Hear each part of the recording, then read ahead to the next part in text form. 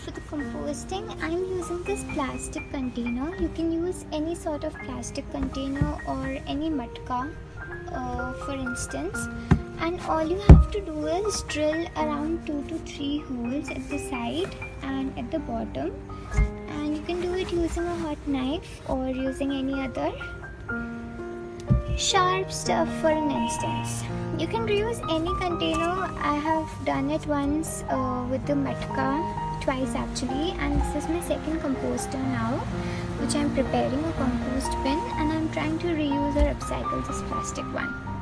So for any composter, we need to put equal amounts of dry and wet waste, but it is better if we put dry waste more over wet waste. So I'm adding used papers, or you can add even the clippings of the papers that you have as waste at your home, and that can also prevent the paper waste from entering into the landfills. You've got to make one layer of this paper waste or paper at the bottom so that it will help in the retention of moisture. So I've added one layer of the paper. Now you have to add the dry leaves, which is also around one layer of the same, such that it covers the entire paper that you've just added. And you can collect it from your own garden or from any other source. For example, while you're out on walk and you just spot some dry leaves, just add it to your compost. You will be needing them actually, so make sure to have lots of dry leaves in stock whenever you're adding any kind of wet waste to your compost. Next up, we add our garden soil. So actually there has to be 2 steps in it, that is adding your garden soil along with your compost that you have already prepared. Now since our garden soil is already mixed with the compost that we have prepared earlier and the ones we got from the market, so I don't really need to add it separately. So I'm just adding it like that, just the garden soil, nothing else needed. It's always better to add this.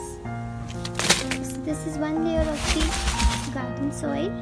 Now for extra nutrition for the microbes that are going to do the work of composting and breaking down the products, I'm adding this gobar khad, and you can just say that it's the dried cow dung.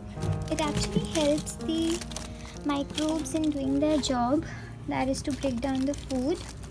Okay, now as you can see, it's very little layer that I'm adding because I'll be adding lots and lots of it every day, lots and lots of the kitchen waste every day, so I have to repeat the process. That's why I've used this big container. You can do it in little ones as well. Now after adding the soil and the cow dung or the other compost that you might have at home, you need to add the wet waste and the other kind of biodegradable waste that you might want to compost. Like you can use the papers. I've used this matchbox paper and the moly and the flowers, the dry flowers, and even the matchsticks, the used matchsticks, and all kind of sticks that we can produce during puja. This batti, the used battis, because these are all biodegradable stuffs, and you can just add these to add the bulk to your compost. But make sure that you add only a bit of it initially, because if you are a beginner, it might take a little while for you to learn the skill of it, and maybe you can just ditch these once in the beginning and just keep on adding the wet waste that you might have in kitchen. Now what I'm going to do next is add the kitchen waste. Now while we do this, I'll also talk about the things that you should not add.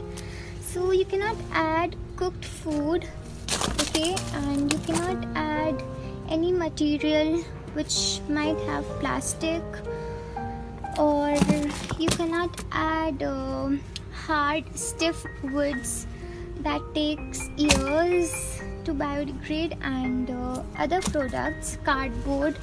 Although if you cut it out and then put it, it's fine, but then I know it's not possible for all of us to do that. So it's fine if you start off with the kitchen waste at first, which will include the peels and the other things that we don't generally use in our cooking. Now, as you can see, this is the entire kitchen waste that I'm going to use for my first batch for now. And so the ratio of it, the green stuff and the brown stuff, which is the sand, the dried leaves, the dried twigs and the papers, should be 1:3. That is, 1 should be the green stuff and 3 parts of the brown stuff. That needs to be added to make the compost perfect, and it should also be well aerated. So I've made these holes. It should be well watered.